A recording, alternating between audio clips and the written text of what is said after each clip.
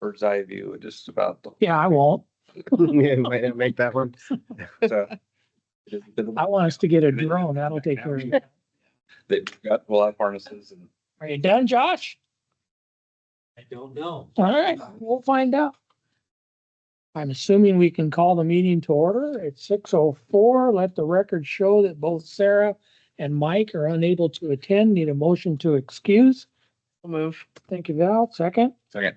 Thanks, Bo. All in favor? Aye. Opposed? So moved. Join me in the pledge of allegiance.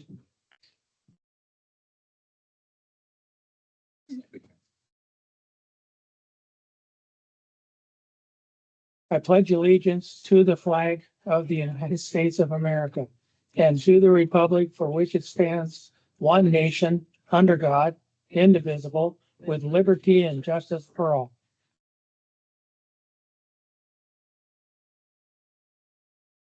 This doesn't feel right. You can tell her that. All right. Maybe we can do a video. We are recording the minute of we're recording the meeting. Any additions or corrections to the agenda, except for we will not be having the speaker Brian Spracken. Nothing else. We shall move on. Without further ado, you the man. All right. Thanks for We're gonna time limit this time, Bruce. Last time you gave me a time limit, so. No, Bev said give him all the time he needs. Oh, wonderful, wonderful. I love your. Oh, absolutely. Sure. Thank you. You said Bev said that? I did. Oh, she's a good lady. Good lady. So, well, first of all, thank you for allowing me to be here and be in front of the council and some city employees and be able to speak on behalf of the school district and talk to you about our EP&O levy. One of the things I got to be very clear about is I am not here just as a citizen of Ephrata. I'm here in my official capacity as superintendent of the Ephrata School District. Why is that important? Because I cannot promote our levy. I can share information about our levy as superintendent. As a citizen, I can promote our levy, but I'm here in an official capacity. So you're going to hear a very informational presentation where I just share facts of our levy. But you won't hear me say vote yes or vote no. I might encourage you to vote though, because I can certainly do that. So a couple of things, just first of all, one of the things that we have built, if you have any questions about our levy, is we have a portal within our website called tigersvote.org. And it's a great little venue to be able to access accurate information about our levy. The presentation that you're going to see tonight is available at tigersvote.org. A number of FAQ documents that we've been building as questions have come up. We've seen some of those on social media. Some of those have come up through questions that have come up in presentations. We've been trying to build a really robust and responsive FAQ section within our tigersvote.org. So just want to let you know that is there and that is available. Would you guys like one of our flyers as we present? So you have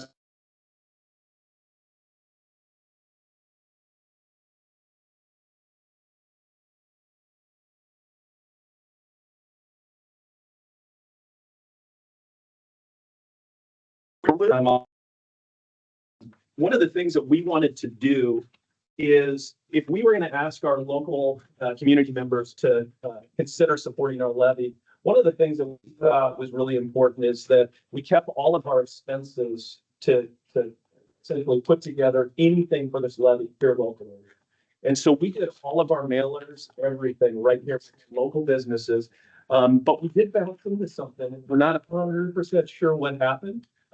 But I'm just kind of curious, just in this room right here, if you could raise your hand if you actually got our mailer on our levy. A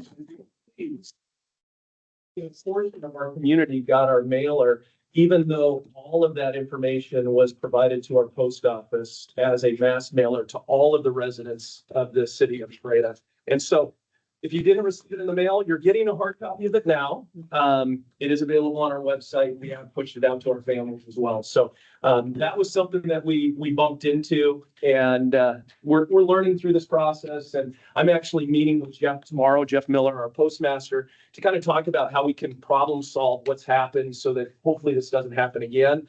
But I will say, if the city does any mass mailers, you might want to just really kind of think about that and make sure that, you can work through those logistics before. Certainly not placing any blame. Things happen. We just want to find out what happens so that we can resolve that moving forward.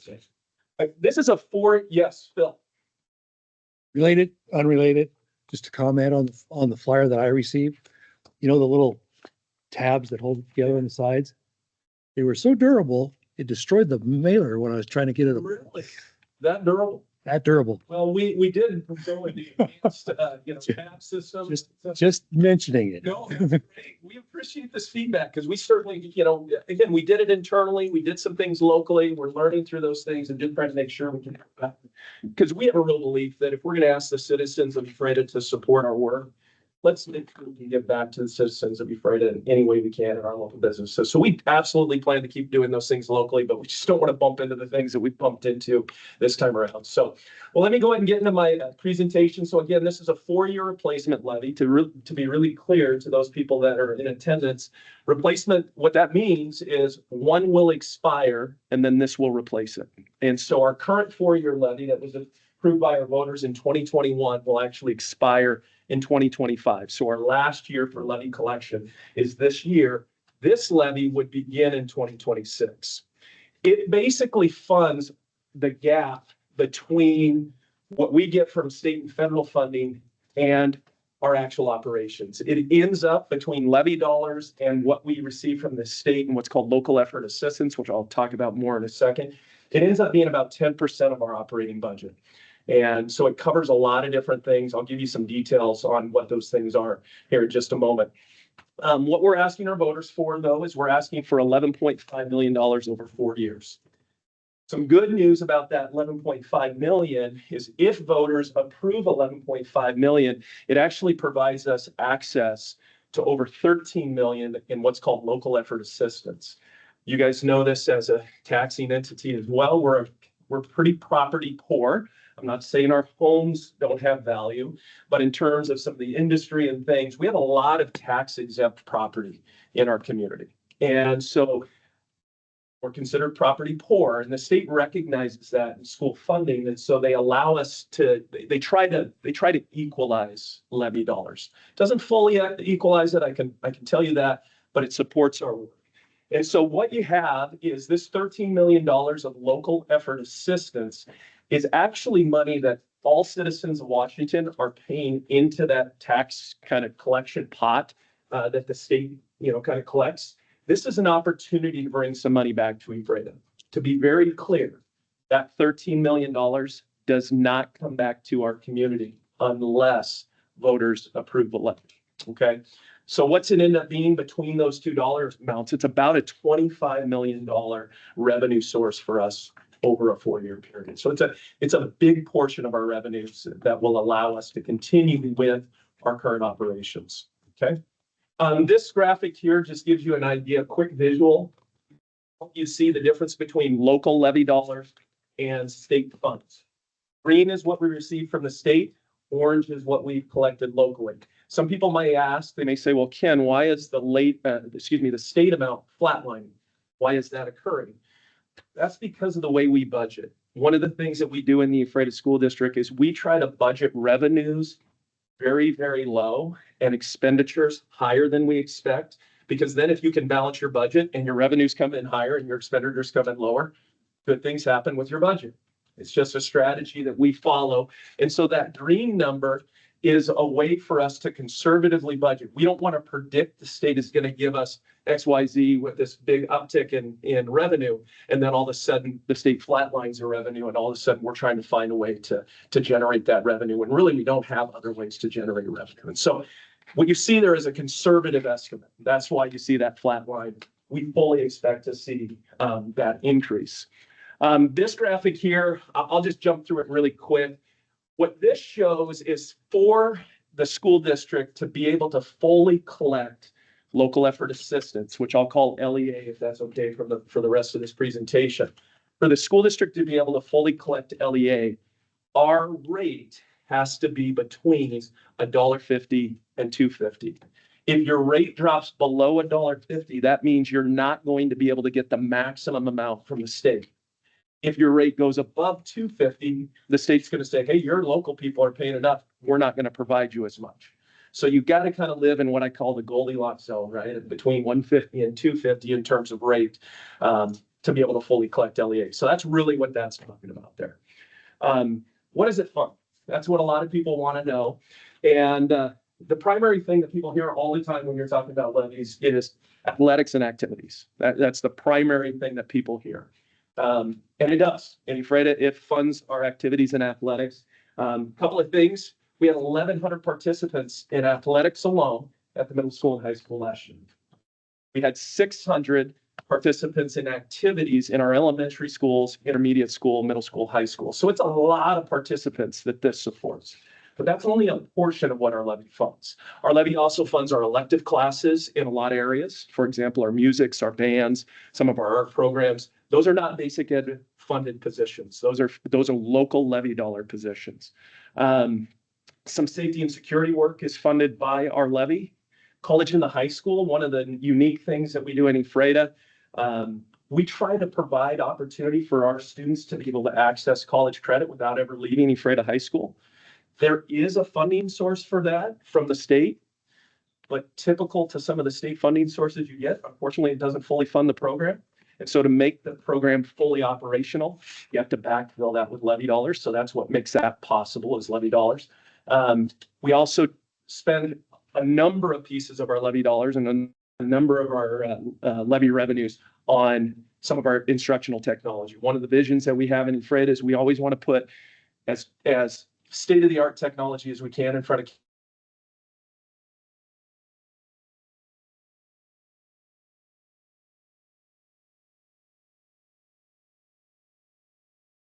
move on. Oh, no. Was it you? Okay, good. We also have some staff training that we fund through it. And then the last one up there is the biggest chunk. You're going to be very, very surprised when I share with you unfunded material supplies and operating costs. That category right there is one of the most highly regulated categories. Like you have to be very, very intentional with how you spend those dollars. But it is one that state funding has not kept up with inflation. And so all districts statewide are falling behind when it comes to unfunded material supplies and operating costs. And I'll share more on that in a second. Fun fact, students went on 285 trips last year, funded by levy dollars. We took our students around the earth 1.5 times. So it's kind of fun, and I love the fact that Sarah's like, this is a cool fact. We want to make sure we talk about that. But here's the reality. Our kids don't make those trips if we don't have levy dollars. That's just the reality of what our levy funds. And so our students being able to get across the mountains, get out of our community, to get into our conference, to get in other areas funded by levy dollars. What's it going to cost homeowners? That's the other thing that people want to know. Before I talk about that, though, one of the things that I need to make sure people are aware of is disabled adults and low-income senior citizens do have the ability to apply for a property tax exemption. I don't control that. That's controlled by the assessor's office. They need to contact the assessor's office to do that. But there is the potential for people that fall into one of those categories to be eligible for an exemption from this property tax. So let's go ahead, Sarah. So end of the day, what we're really asking for, because we are asking for an increase. It's a replacement levy, but we are asking for an increase in revenue. And I'll talk about the why here in just a second. So the average home in Ephrata right now is $375,000. If you look at 2025 taxation, so what people will be paying in 2025 to what we're going to be asking for in 2026, it's a little less than $11 a month that we're asking our voters to support. And so that's, at the end of the day, that's what this is going to cost. One thing that's not in our presentation, because it's not 2025 to 2026, is a transportation levy that currently exists is no longer on the books. So we had a transportation levy that actually ended up being done in 2024. And so 2025, taxpayers won't be paying that transportation levy. And then they also, so if I went back and said, okay, what's the increase from 24 to 26? It's actually just a very, very minor bump to be able to generate our revenue.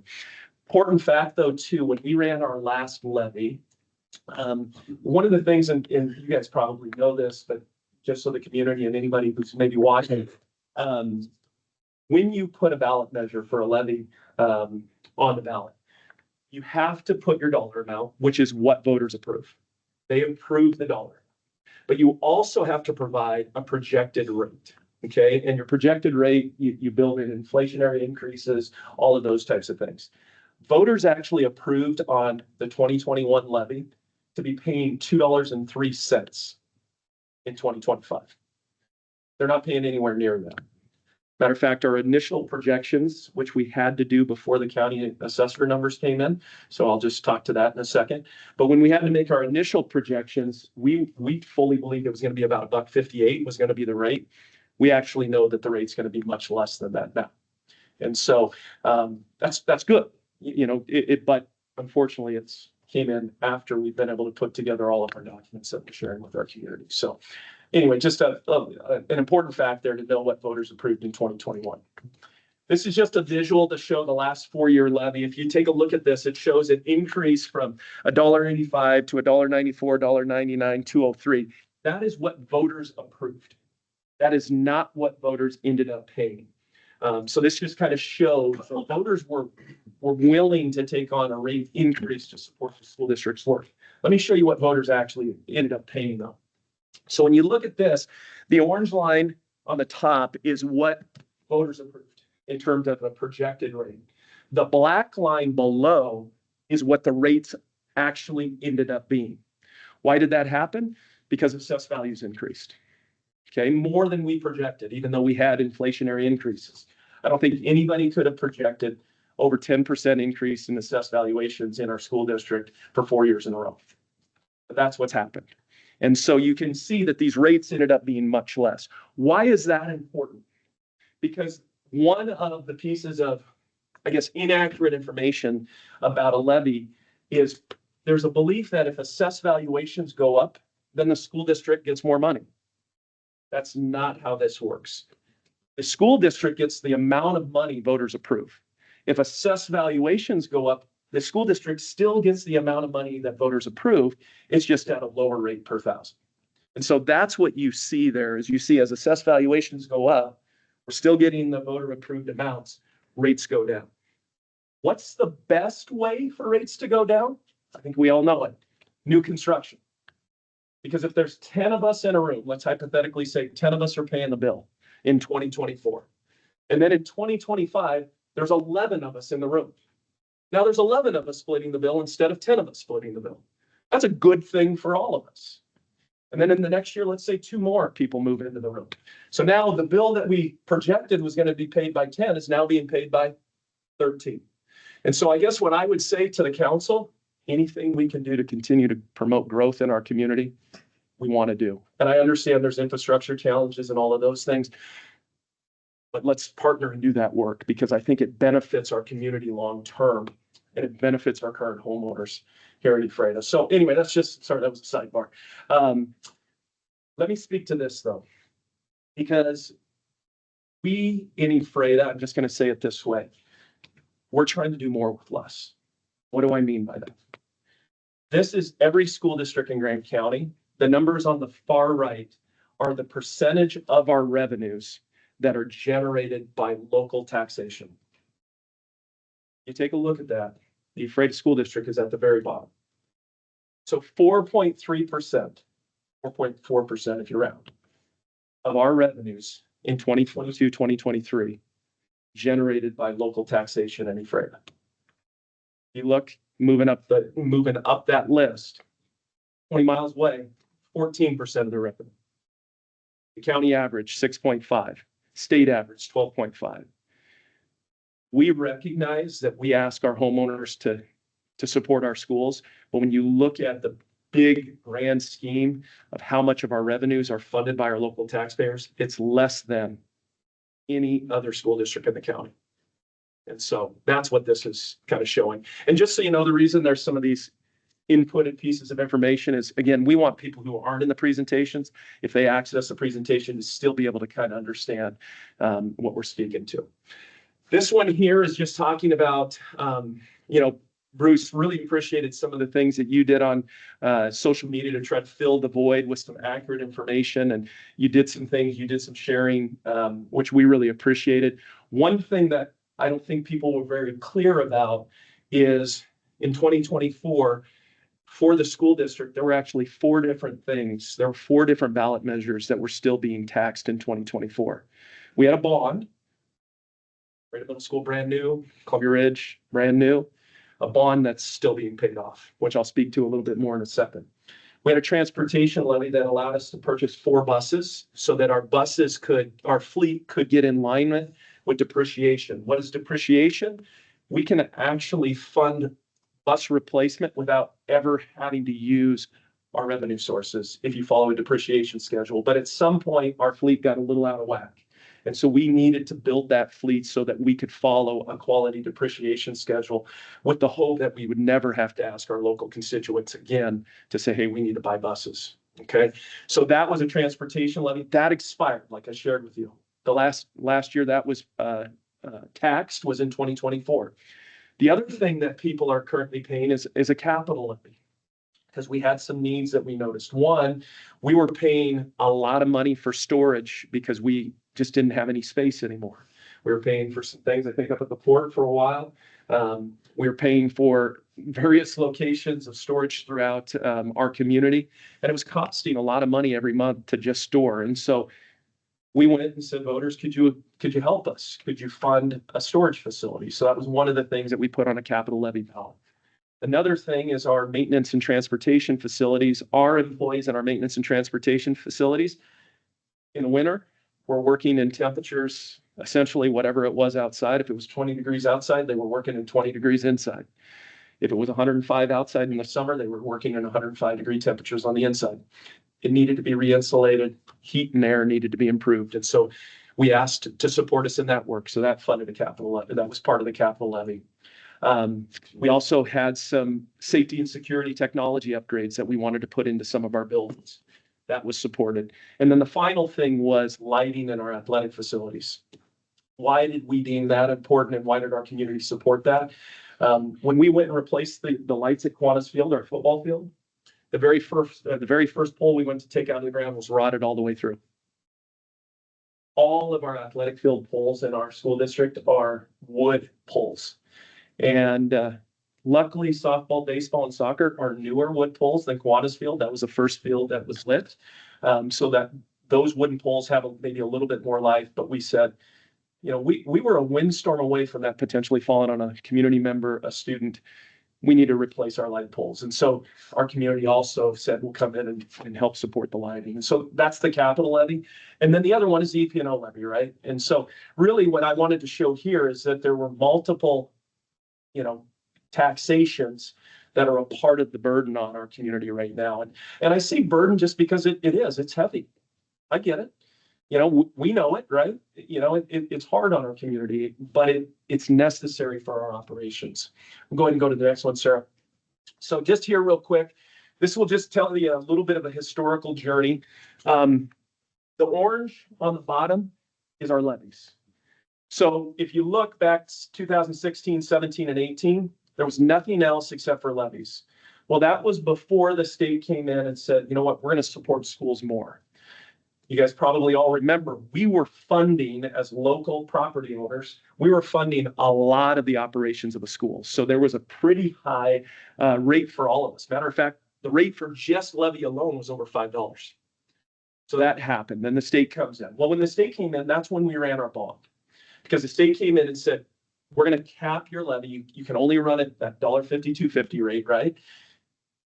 Perfect time to run a bond. We have need. And if you notice, we ran a bond, which is this gray, and it ended up being even a much lower rate than what we were paying levy alone just 2 years before. It was a great opportunity. Our community rallied behind our schools. We had like 76, 77% support for both our bond and our levy that were on the same ballot. It was phenomenal. You just don't see those numbers.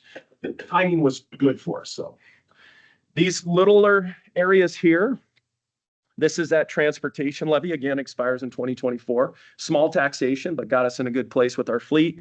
And then our capital levy, oops, excuse me. And so that kind of shows that taxation.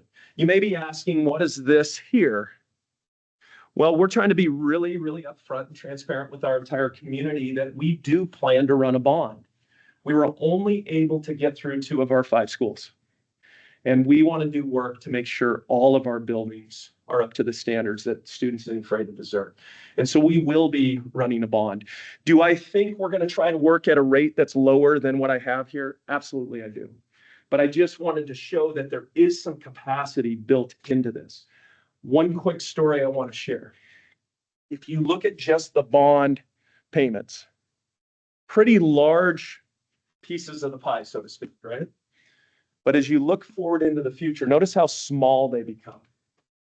They become that small for 2 reasons. One, when the original bond was built, it was built and structured in a way that there would be a scheduled drop down as you got into 2029.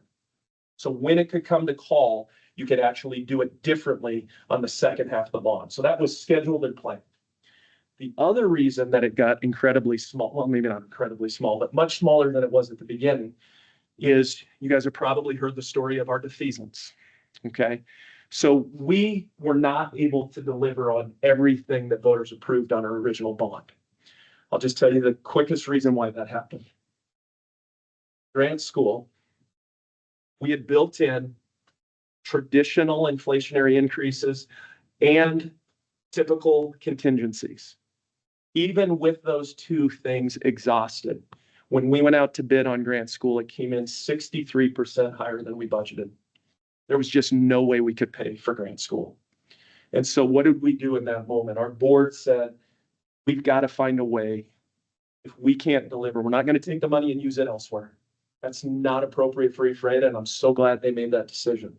So instead, we did what's called a defeasance. It'd be really nice for me to be able to go to our taxpayers and say, here's the money we didn't spend. But you can't do that. What you can do is you can take the money that you get from the state, not your local taxpayers. You have to use that on bonds, your bond work.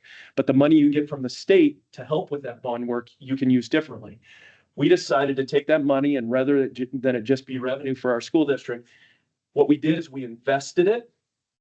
And then the investment return allows us to pay down our bond debt later on in the bond.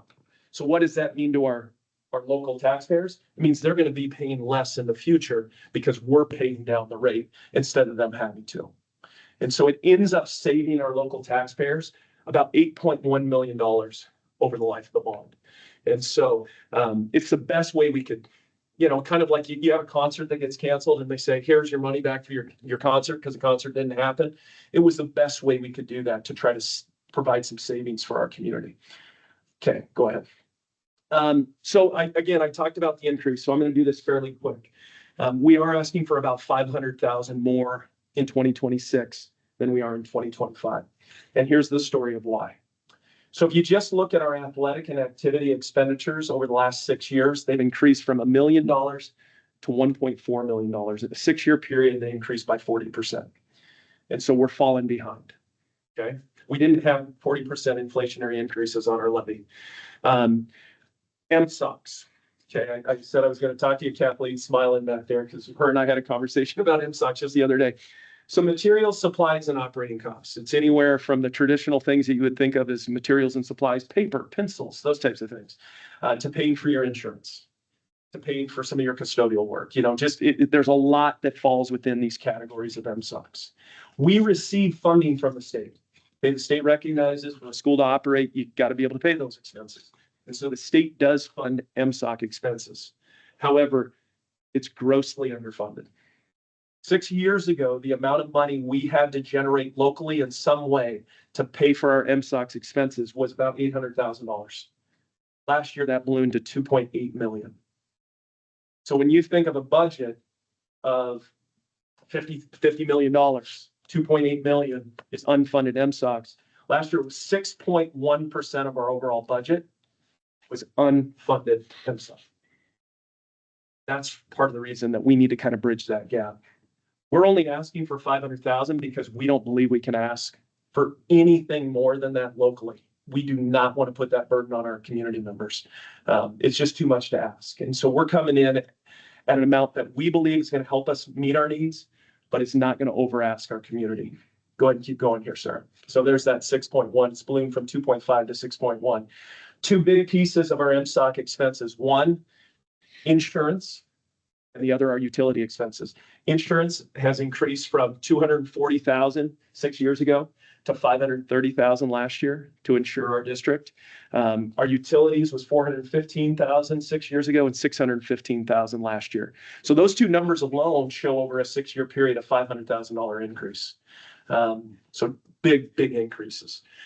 This will just show you that our levy increases have not kept up with our overall expenditure increases. So this I'll just share with you real quick. So this is our expenditures, how they've increased each year. So 3 years ago, from the year before, so in 2020, 2021 to 21, 22, there was a 10% increase, and then a 6% increase and a 9% increase. Those are our increases over the last 3 years.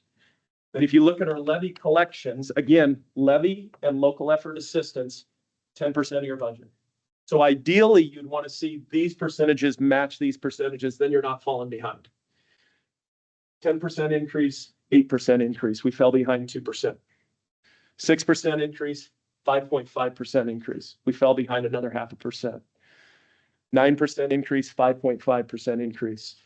This is why this replacement levy cannot just ask for the same amount of money. To be able to fill that gap that we're falling behind on, we have to ask our local taxpayers to support our work. That's kind of the why. As you guys know, I mean, you and us, we engage in the same work, right? Strong schools make our community stronger. We know that. Property values go up, which may not feel good when we're paying our taxes, but we know property is a great investment. So long-term value is good. Okay, so property values go up. Our employment rates are stronger. We have people who move to Ephrata because they want kids to go to school in our school district. So stronger schools, stronger community. And then, as you know, the more engaged, the more active your kids are, the safer our community is. And so we truly believe that if our community can rally behind our schools and continue to support our schools, it will be a reciprocal relationship, and that we're going to be able to get back to our community with a stronger community. Again, we have a two-phased approach to this. Phase one being the levy, and then phase two is the bond. Again, we're not shying away from that. We want our community to know we have two things on our agenda right now that we believe both matter. What are we asking for at the end of the day? We're asking local taxpayers to support 11.5 million. Again, the rates are projections, and I already know they're going to be, the rates are going to be lower than they're projected because we had over a 10% increase in 2025, and we used 2% to build our values. So we already know they're going to be less than what people are seeing on their ballot. And then again, if voters approve it, gives us 13 million from the state. It's a pretty big piece of the puzzle in terms of what we do. I'm here to let you guys ask any questions that you have about our levy. I don't have any questions. I applaud your efforts. You answered a lot of my questions that I just kind of following some of the candor on social media and started developing some of my own curiosity and checked all my boxes. Thank you. So, I mean, this is great. We all understand, and I'll bet that 90% of us have already voted, which is important, and we hope that it passes and all that. You were talking about the transportation and the miles done and stuff like that. Do we know the difference between a regular athletic event miles traveled versus just a regular event? I mean, I know we spend a lot of money and all that with transportation, and we're talking about the cost of field trips and stuff like that. Do we, I mean, how much of that budget goes to transportation for the athletics, and how much of it is actual, well, no, Field trip. the field trips? Yeah, so we absolutely could pull that, Bruce. That is I don't have that data right now, but that's absolutely something that we can break down with the way that we budget. Yeah, you're a little busy right now, so we'll probably let that one go. Yeah. And what percentage of our kids are involved with Running Start? Oh, that's a good question. So we actually, I don't know the percentage, but I can tell you this. Between sophomore and junior year, we see a reduction in FTE of about 18%. Now, these kids are still kids that are graduating on time, so this isn't dropouts. These are kids that are staying engaged in other ways. They're either accessing CB Tech, Running Start, or we have some that are ahead of their graduation schedule and maybe they take a reduced schedule. But I would say the vast majority of those, Bruce, are kids that are engaged in Running Start or another, maybe alternative pathway. And then we see between junior and senior year, we see another about 7% reduction in FTE. So you're probably looking about 20% of our students access Running Start in some way. Honestly, one of our goals, it's really kind of a unique thing. Our community college, Big Bend, they survive, in my opinion, because of Running Start students from Moses Lake, Othello, Ephrata, Soap Lake, Warden, you name it. What's hard is the funding model for schools puts us in competition with our community college. Because what happens is when a student goes to Running Start, almost every dollar that we receive for that student goes to the community college. And so it puts us in competition if you're looking at a student as dollars and cents. Now, we don't. We look at our students as how do we provide the best opportunity based on their needs, right? But you can't help when you're looking at a budget to be able to say, when we lose 20 students to Running Start, that's over $200,000 in revenue. And so that's 2 teachers right there. And so that's the hard part, Bruce, is we really want to support those kids. And we think I would guess in this moment, probably about 20% of our students between the junior and senior year. So Yeah, no, I was just curious because I think it's a super program and has really benefited a lot of kids that have gone through that. But you look back at the social ramifications of all that, of what it takes away from your school by those kids not being there. It's a balancing act. Right? Oh, no, I You wanna understand. Make sure you provide the best opportunity, but at the same time, you think of the impact on your schools day to day. No, so and I appreciate it, and it wandered off from what we're here for, but I think it's just impressive. Even though the website, and Ray did a good job of responding to a lot of that stuff, I think the website kind of reinforces the fact that we're pretty proud of what we've got going on here. Absolutely. And it's been over a long period of time, and I think people get a little complacent about that, but I think in the long run, it's a big deal. And bless you, losing the newspaper was a big part of the communication part of that. And it just kind of, unfortunately, it wanders off and takes on a life of its own. But I think you've done a pretty good job of Thank you. getting it back, except your stickies were a little tough. Well, at least they didn't come over. That's good. Use a knife, man. Yeah. It's true. Bruce, can I take just a moment to just commend Sarah Morford? So Sarah is our communications director, and I just want you to know, and I think the community, this,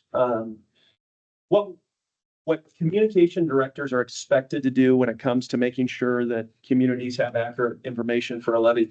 This might be the standard right here. Well, knowing it was Sarah, I'm like, okay, that might be the standard, but I know full well it's going to be here. But I'm just going to tell you, that's not where Sarah delivered. Sarah delivered here. What you're seeing, now I did a number of things on the presentation, but our levy website, the work that she's doing there, some of our social media work, it's her. And we are so blessed in the Ephrata School District to have somebody who cares, sorry if I get emotional, cares about our kids, cares about our schools, cares about our community as much as she does. Because I'm going to tell you, you're not going to find anybody who cares any more than her. And we're super, super blessed to have her. And she just did a phenomenal job. So when you see it and it looks good, it isn't Kim. It's Sarah. So thank you for giving me the opportunity to share that because she's done a great job. Yeah, we know that, Ken. You know, it wasn't me. Does council have any questions or comments? No, you do a great job, Ken, and managing the blessings and curses of the Ephrata community being, again, largely residential. We don't have, the blessings and curses that come with heavy industrial base that comes along, but also the demographic challenges that come with it. You can point to, someone will come out and say, hey, the levy rate's lower at Elmira Cooley Heartline. Well, the average age is 55, a lot easier to afford a school. Yeah, and that the average age in Ephrata is 31. You're forgetting the fact you're darn lucky to have these kids in this town, and not every community can say that. So I'm very glad to see. Hopefully, the city as a whole is very quick to rally behind the effort. So. Well, I would say this, I don't want to be anywhere else. Mm-hmm. You know, this community, I am who I am because of this community, because of the schools. Matt, you are who you are. Bo, you are, there's a number of us in this room, right? Josh, I mean, there's a ton of us in this space that we are here and we are a part of this because of how great our community is. We have challenges like anywhere, but guess what? I don't want to be taking these challenges on anywhere else. The future of Ephrata, I think, is incredibly bright. And it's because we have great people who care. And, I brought my family back here for a reason. Family's still here for a reason, and my family's going to continue to be here for a reason. It's because we have a great community. And I know our community rallies behind the right things. And that gives me great confidence. So thank you again for the time. Thank you for your volunteer work and being a part of the work of the city of Ephrata. And again, Okay. Anybody else? Sarah, Ken, thank you. all right. Appreciate Thank it. you. Thank you.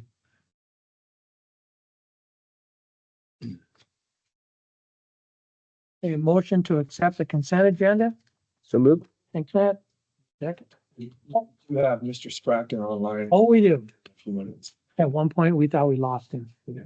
So without further ado, we'll move on to Brian Spracken, the CEO and co-founder of the Blue Bridge Alliance program. Hi, everyone. It's great to be with you. Sorry about the technical difficulties at the beginning.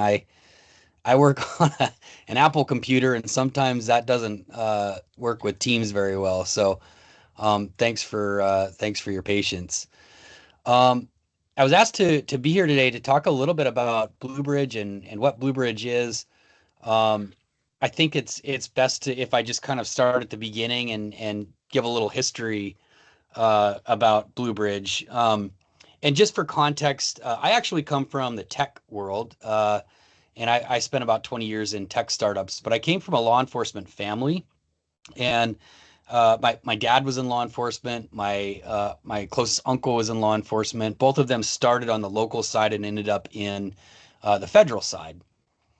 My uncle started his career in the late 70s in Kennewick with Kennewick PD. And at the same time, he started, another gentleman started there named Ken Hohenberg. And I'm not sure if you guys have ever heard Ken's name, but he became the chief of police for Kennewick PD. And he was the chief for about 17 years there. He was also a pretty big part of the law enforcement community statewide. So anyhow, that'll come into play here in a second. I mentioned I've been in tech. I've kind of lived in several different places across the country, but I spent about 12 years in San Diego. And in 2011, I was in San Diego working with some different companies. And I woke up one morning and I did what I always do, and I turned on the local news, and the prevailing story on the news cycle that morning was an officer who was on patrol in an underserved area of San Diego, and he was sitting in his vehicle eating his dinner, and somebody came up and assassinated him. And it was just somebody who wanted nothing more than just to kill a cop. And so tragic incident. And in the investigation, it showed that 5 minutes before this tragedy happened, he's sitting there at McDonald's and he's ordering his food, and he looks next to him down the counter and he sees this little guy from the neighborhood, like 8, maybe 10 years old, and he's counting out pennies to buy himself something to eat. And the officer looks over at him. He says, "Hey guy, I got you." And he bought him some food. And so this got me thinking about all the officers that I've ever known, including my dad and my uncle, who have always, pulled money out of their own pocket to help people. Whether it's just a random act of kindness, or, it's during a traffic stop, or, some other interaction where, they realize that somebody's just in a jam, and something that they can do might help them out. And I thought, well, what if there was actually a community program supported by the community that would really help officers do those types of things without having to pull out of their own wallet all the time. And I did what most people do when they have decent ideas, and that was pretty much nothing with it. Um, but I couldn't get it out of my head. Like it kept, you know, jingling around in there for years. And one day I was randomly just catching up with my uncle in Kennewick on the phone, and I told him about this idea that I had. And I said, "Hey, I've been thinking about reaching out to Chief Hohenberg and seeing if if it's something that he would be interested in, if this makes sense for a community." And he said, "Well, shoot, I'm having breakfast with him and another one of our friends in the morning. Let me just kind of throw it out there and see what happens." So he calls me that afternoon and he says, "We got to talking about this and we love this idea, and we all decided to pitch in $1,000 and get a program going here in Kennewick." And so, full disclosure, that's all I had to do with this idea. I brought the idea to them, and then they slapped this program together in Kennewick. And he calls me a week later and he says, "You won't believe this, but we have $20,000 in donations from our community businesses for this program now." And I'm thinking, that's fantastic. And so from then on, uh, Chief Hohenberg would send me monthly reports about the effect that this program was actually having on their community in terms of community and police relations, um, and strengthening those relations. And he was very famous throughout the state for having a really solid community police relations, and that was a major contributing factor. So you fast forward to 2020, and we all know some of the upheaval that happened with tragic events in 2020, particularly with George Floyd. And I thought to myself, right now, when by and large trust in police is at an all-time low, we kind of need to do something to kind of bring these communities together, and particularly communities that maybe haven't necessarily had great experiences with police in the past. And so I thought, maybe we should take this idea and this concept and, take it to more agencies. So I called up Chief Hohenberg and I said that to him, and he said, "I've been pretty much thinking the exact same thing." So we got together. We got a group of folks from both the law enforcement sector and the private sector together. We leveraged my experience with starting and scaling startups, his experience with police operations, and we developed this program called Blue Bridge.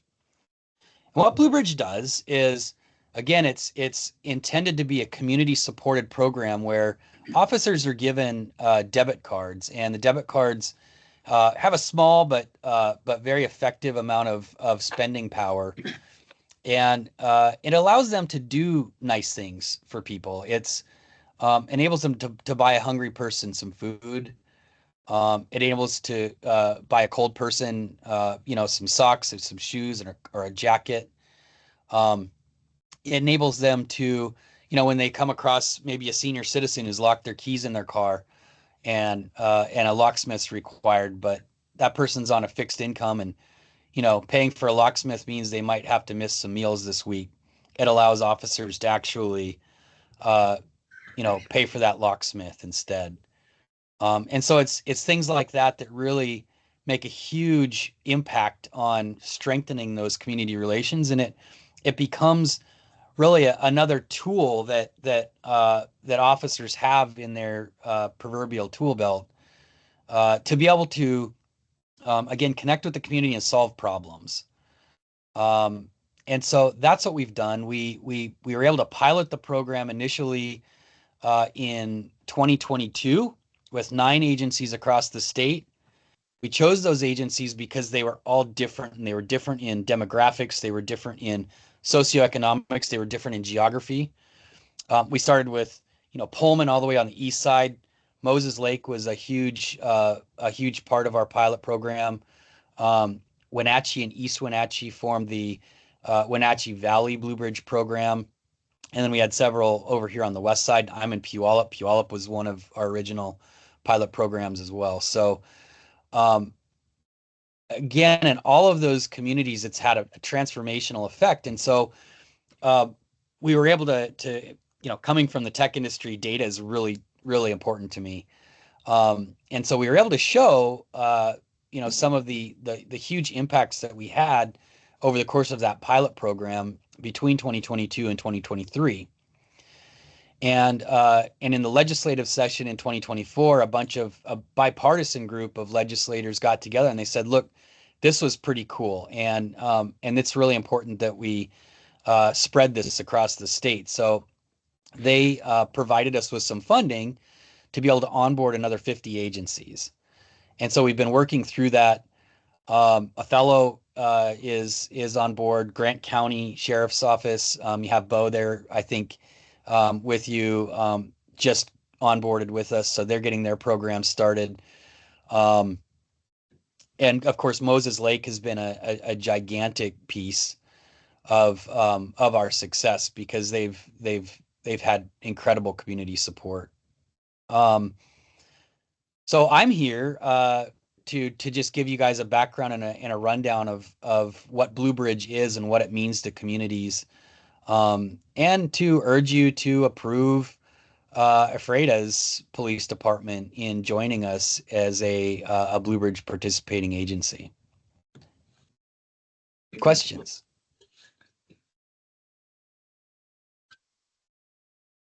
So what's the startup cost for this? I mean, it sounds like obviously money is a big part of what you're in search of. Well, I'm not in search of money personally. Because of the grant that we got from the state, we're able to pay for the onboarding costs. Our hard costs in onboarding a new agency is about $2,500. And so that grant pays for that. The other startup costs for a participating agency is seed money. So that seed money is that initial money that officers need to be able to use in the field. We found that once the stories start flowing about how officers are using it, the community members really enjoy donating to the cause. But you need that initial money to start using the program and get community awareness around it. So with this grant, we have $2,500 in matching funds for seed money. So whatever funds that that Ephrata PD can put together to get this off the ground, we match it up to $2,500. Now, for context, we haven't had any agencies that are really struggling to get that initial money. And by the way, you don't need to raise all that money at once in order to get off the ground. We'll match dollar for dollar and get the program started as soon as possible. Some context, we had I guess it was about a month and a half ago, Sumner went out to their community asking for their seed funds. They were ready to go. And in a day, they raised about $9,000. So community members love, once they know about this program and know what it does and what it means to law enforcement officers, they love to support it. And so it's not overly difficult to get community support, to raise those initial seed funds. Civic clubs love to donate to this. Lions clubs have been a big part of supporting the upstart of these programs. Any other questions from council? Chief, is there anything you'd like to put into this? Yeah, I wanted to provide you some information from the source. I was planning on bringing forward a RCA at the next meeting, but I wanted to share the information so you had a little background on it. Bo can probably attest to it too, with the sheriff's office working through getting onboarded, but talking with colleagues at Moses Lake, it's a huge success, and they didn't have any problem with getting their seed money and getting it going. And kind of my big questions were, how does it last in the long term? And Moses Lake is, they're like, yeah, everybody, they post the stories and that kind of stuff on social media. And then there's a QR code that you can scan and donate. The program can also, we had some challenges this year with Shop for a Cop. So we can also kind of couple it with this and use it as fundraising to help support, Shop with a Cop and, Chief for a Day, those kinds of things. Where it gets messy with us trying to collect donations, where this is simple. You can get on your phone, scan it, donate, and bingo bango. So part of and we would really like to move.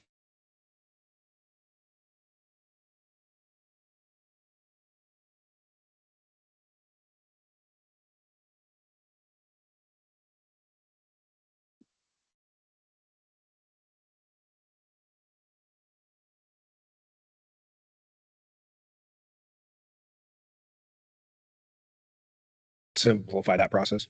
Yes. Okay, so outside of Shop for a Cop and Chief for a Day and stuff like that, how would the funding be used specifically? Essentially, officers will be issued a debit card. We can set the limit. I think Moses Lake and other communities do about $100 on the card, which can be reloaded at times. My officers fairly often they'll run into somebody that needs a little bit of gas or needs some food, and they pull money out of their wallet and they buy these things for our community members and people passing through. This gives an option where they don't have to spend their own money to help support these people to get them on their way, or if they're in times of need. Sometimes there's times we have to get a hotel room for crime victims and such, and then it's problematic how to do that. Sometimes there's vouchers, sometimes there's not. So I think it could be used quite widely. So, and then part of the use. Oh, sorry, Chief. I was just going to give two examples of just the last week in your area. In Moses Lake, they had a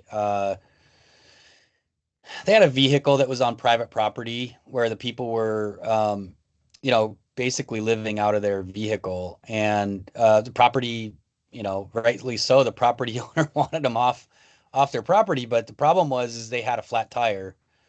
And sure, the officer could help them, push their car out in the middle of the road, but then what? So the officer used his Blue Bridge card to have their tire fixed, and that solved a couple of problems, right? It enabled them to get on the road and get to wherever they needed to go. It solved the problem for the property owner, and it solved the public safety problem, because if they couldn't get where they needed to go and they just kind of, again, rolled out in the middle of the street, then that's a hazard. So that's one way that it was recently used. And then also last week in Wenatchee, East Wenatchee, the hospital called the police department because there was a mother who had just given birth and she couldn't afford a car seat. And so they weren't sure how she was going to get her baby home. And so Sergeant Garcia there at East Wenatchee PD took his Blue Bridge card and he went to Fred Meyer and he bought her a car seat. And so it's those types of things that are both good nature and solve problems and just help people get through something that's kind of tough. So going back to what Kristen was talking about, what we're looking at here is just literally a permission slip to be involved with this program, with Blue Bridge being in charge of all the rest of it, right? Yes. There's not a cost to the city. It's just a relationship building mechanism to get this done. Correct. Okay. I looked up this organization just because it was on the agenda and curious about what it was. Their website has some really cool stories with actual where it was located in our area, some further, some on the west side. And I think it was Facebook or Instagram. They actually share stuff all the time. So it's kind of neat to see the direct impact on the community. I appreciate the work that's gone into it so far, Chief. Thank you. These are really kind of impactful real-time things that we can see, which we don't always get to do. So it's kind of neat to see. I know you guys see it, but we we don't always hear those stories. So it's helpful and it's a great idea. It was kind of a no-brainer for us when we heard about Moses Lake and East Wenatchee doing it. Brian and his staff's been really great to work with, and it's everything you're looking for as far as the separation of funds. It's as good and robust as you and the community want to make it. The one of the biggest takeaways I had when I sat through the WASPIC conference was the mental health aspect of officers being able to help the community without reservation, of going, well, if I'm buying someone a car seat, does that mean I can't take my family out to dinner one week? Or how do I explain this to my wife? Or, the being able to have the random acts of kindness and not having that moral struggle in yourself that you go home and had to say no to some family living out of their car and you couldn't buy them pizzas, or a hospital that reaches out and you had to tell another partner that you can't help them. So that was my biggest takeaway. You have one question on how it's funded. Is it, I heard the QR code, when something happens, it kind of gets shared around, but once the city says yes to do this, is it promoted and shared like on social media or something, and Yeah. just kind of share out what it is? Like donations, and then Blue Bridge will match. And So that's the seed money? Correct. I see. Okay. Thank you. And then just to, I guess elaborate on your question. We have, we have web pages for all of our participating programs. And when, those are donation pages. And when somebody goes to donate on those pages, the donation goes directly to that agency's program. So in this case, we would set up Ephrata's fundraising page, and anytime somebody wants to donate to the program, they can go to that page. It's real easy, like you donate to anything, and that again goes directly into the funds for Ephrata. It's not shared across the other programs. Thanks. That's helpful. Well, Brian, we appreciate you staying up Thank you. and giving us this information. It looks like a real notable cause that we're looking into, and we look forward to the presentation from the chief as we move on with this. Thank you. Perfect. Thank you all. Thank you. Okay, so we do have a motion and a second for the, I It's the second. I got more for the motion, but I didn't catch the second. think Kathleen was involved with that. Okay. Any questions? All in favor? Aye. Opposed? So moved. We are going to move to the next meeting, the fourth quarter financial report, because it will live for 2 weeks. Ordinances on the first reading is ordinance 2501, creating a Parks and Recreation Reserve Fund. Yes, Mayor, Council. So essentially this new fund, back when Parks and Rec Commission was meeting back in, towards the end of 2024, establishing the new rates for the ERC. There was talk among, how nice the new tables and chairs were, and just, a lot of renters mentioned a lot of good things about them. So essentially we said we wanted to figure out a way where we can use a funding source to, in the future, when time comes to, update them, we don't have to budget for it. We don't have to save for it. They're just a fund that's right there. So that would be this fund, the fund 056, basically essentially when a renter comes in and they want to have full access to tables and chairs, they would pay an extra $50. That would drop right into this fund. And then in 10 years, when we need to replace the tables, we take out of that, put it towards that. So what we're looking at tonight is moving that to the second reading, right, Ray? All right. So need a motion to move ordinance 20, So I wanted to move that, the first reading and then have expediency, because we do have renters that are wanting to like reserve the space and needs that fund to then have something where, you know, I put that they want these tables and chairs. Right now, that fund is going nowhere. There's not a source for it yet. so you're requesting that we skip that second reading, move this to a done deal. Does council have questions or comments on that? I just have one question. As far as you start adding fees to it, would you be worried about losing events as a result of cost? Are we still competitive for that kind of thing when you're looking for those, or? Okay. Yeah, I mean, and so the lounge, we set up the lounge rates where if a group comes in and wants to use it for meeting space or trainings, they get 4 tables and like 30 chairs. But if for some reason they Oh. want to use more, that's when they. It's everything. Got it. Okay. Thanks. That helps.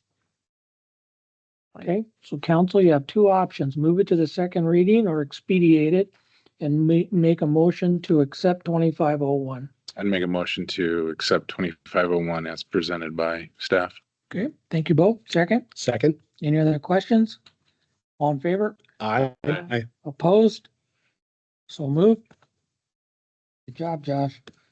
Ordinance 2502, update the language for the ERC nonprofit policy. So yeah, this one again is the first reading, but wanting the expediency. Originally, when we passed this new policy, we had put the verbiage said the event or meeting is open to or a benefit to the public. So we want to change that to the event or meeting is open to the public and a benefit to the community, because essentially any group could come in and say it's a benefit to the community and it not be open to the public and vice versa. So just want to clear that up for renters when they fill out the waiver application, and also clear it up for staff so you don't have to kind of read between the lines on things. And so. Questions from council? I have a question. How would you resolve a dispute if you discovered that somebody was in violation of that contract or the agreement? Of like the original, like after we already. Sure. Or is this to prevent that from happening? Basically, so how would it all work if a group comes in and they want to apply for the fee waiver application? The two parameters right now it's the event or meeting is open to the public or it's a benefit to the community.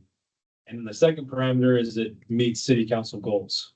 So then they have an application where they have to answer those questions and send it to me, and Ray and I, or Ray, myself, and the mayor sit down, go through that. We reach back out to them, let them know if they qualify or not. And then if they disagree with, if we say, no, they don't qualify, and they disagree, that's when they come, on the next agenda, present it to you guys, and you guys have the final say. If that answers your question. Yeah, thank you. And I think if a violation happens and the city learns about it later, you just send them a bill would be the way to do that. Okay, thank you. And the reason why you're asking to expedite it? It's because again, we have groups that are applying for this fee waiver application, and there's just the confusing lingo there with the or, so we just want to clear it up and put an and there. All right. Any other questions from council? Once again, you have two options to move it to the second reading or to expedite 2502 to make it a done deal tonight. I move to approve ordinance 2502 as written. All right. Second? Second. Any other questions? All in favor? Aye. Opposed? So moved. All right, Josh, you're 2 for 2. Resolution, council action resolution 25013, supporting passage of the school district replacement program and operation levy.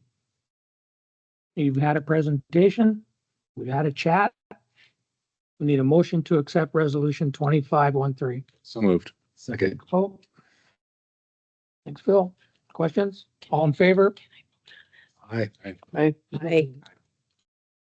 Yeah, I don't think you It's will not receive a conflict of she can vote interest. on this, right? It's not conflict As of a interest. teacher. Yeah, you're not giving money, you're just. No. Can I ask a question about I think I'm misreading this, but it's 013. At the bottom of the resolution, it says the council does agree to the terms of the sewer lining project. Correct. We caught that today. Okay. One, I just want to make sure that there's, one on didn't miss record. something. Yes. Okay, Thank you. sure. Sorry. Thank you, Phil, too, but. Resolution 2514, waiving certain fees and supporting the senior class alcohol and drug fee celebration. Yes, so council has heard from senior class parent volunteers. Gave us some ideas of what they would support. We've tried to present that to you in a form that we think you're all okay with. And if so, if council approves, that's what staff will do. If council wants to make changes, we'll do that as well. All right. Questions from council? No questions. I would love to see us supporting this larger, hosting it, running, like, maybe not hosting it, but participating in a way that supports this age group. Again, I think I've said this before, we just don't do enough for this age. I see it with all the kids that I know, there's not a lot to do. And it's kind of cool to be able to support events when they come to us in a way that we don't have to do a lot of work. So being able to help in different ways would be great. I think this is a great start. It would be really awesome if we could support it through Parks and Rec and really kind of own some of that stuff. Especially when we don't have to come up with it or compete with other, churches and other rec programs through the school or something. If they come to us, it seems like an easy win. So I think this is a great start. I would love to see us own some of these types of events in a bigger way. Any other questions? Need a motion to accept resolution 2514? So moved. So moved. Second. Second. I'll second. All in favor? Aye. Aye. Opposed? So moved. Nomination for city representative for the Grant County Disability Board. I nominate Val. Could you say that a little louder? I nominate Val. All right. Second? Second. Thank you, Bo. All in favor? Aye. Opposed? Easy, Val. All right, motion passes. Resolution 2505, allowing investing with the grant, GCIP. Yes, good evening, councilors and mayor. So what we have going on is we are currently investing in two different pools, the state-funded LGIP and then the Grant County Investment Pool as well. And what this is we're wanting to update our authorizations so that we have I believe we want specifically it to say finance director instead of names, kind of like what we did last week. Just making sure we have everything updated so that when Leslie leaves in 2 months, that we have those authorizations that we need in-house. Continuation. All right. Need a motion to accept resolution 2505, investing with the GCIP. So move. Second. Any other questions? All in favor? Aye. Opposed? So moved. Resolution 2507 regarding the city's EFT policy. Good evening once again. So this is one of the items that the state auditors asked us to make sure that we get a policy in place is for EFT. They are seeing an uptick in fraud through EFT, specifically when there is not very specific policies in place. And so what we're wanting to do is put this policy in place so that we can start to use EFT a little bit more. We've sent out checks that are over $1 million that we just put in the mail because that's what.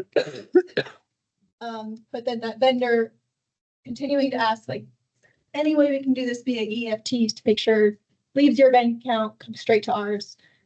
We're not waiting for it in the mail, doesn't get stolen, doesn't get someone else's signature on it.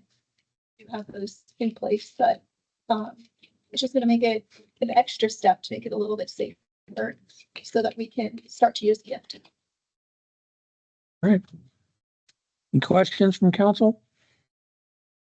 Need a motion accepting resolution 2507, the city's EFT policy. So move.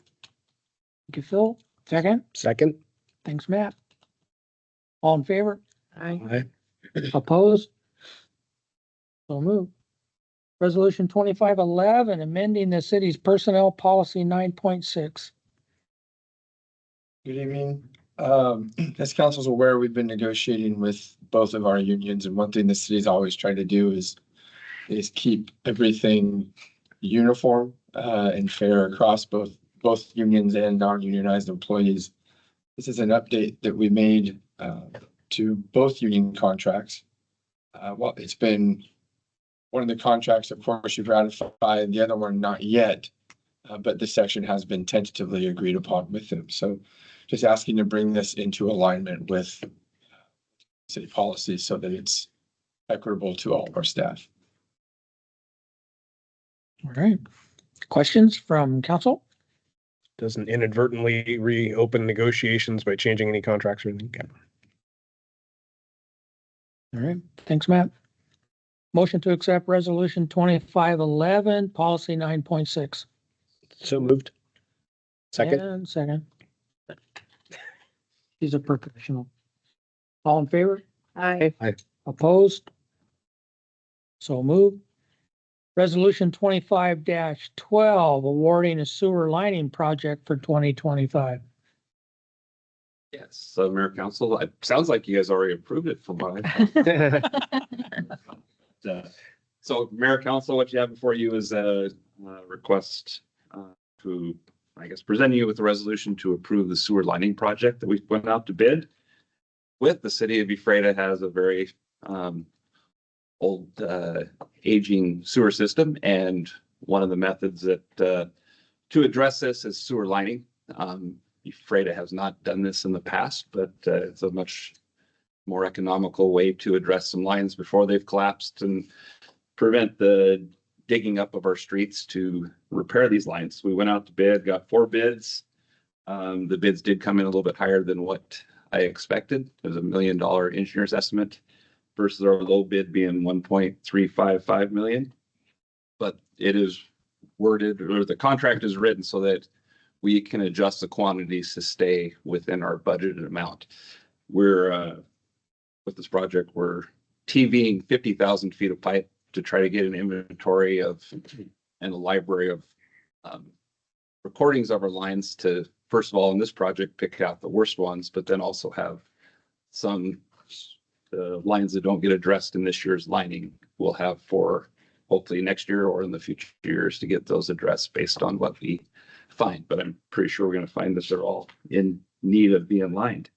So our budget has $1 million for sewer lining. We also have 200,000 in the budget for emergency sewer repairs, which if we get going through this project and we find lines that are in very bad shape and we haven't had any collapses in other parts of town, we can do some addition or move those funds into this project through a change order and do some additional lines. So I guess that is the resolution, is to award the project and let us do as much lines as possible within the budget. So if you have any questions, I can address them. So you're saying I didn't sneak the sewer lining project in with the school levy? This is the first I heard about it, but We're just confirming it. Okay. yeah, go ahead and pass it here with a second, approve a second resolution to make sure we're in good graces with everyone. Any other questions from council? Need a motion to accept resolution 25-12, the sewer line project for 2025. So moved. Thank you, sir. Second. Second. Thank you, Bill. All in favor? Aye. Opposed? So move. All right. not like it wasn't long enough night. We're going to stick around for a little bit. Do we have a ETA timeframe on this? I believe that the executive session total of 15 minutes, Oh, you're good. I think. That's about it, maybe 20. Okay. So we'll move into executive session where we're going to discuss real estate and the performance of a public employee. No decisions will be made. We'll be back in 20 minutes.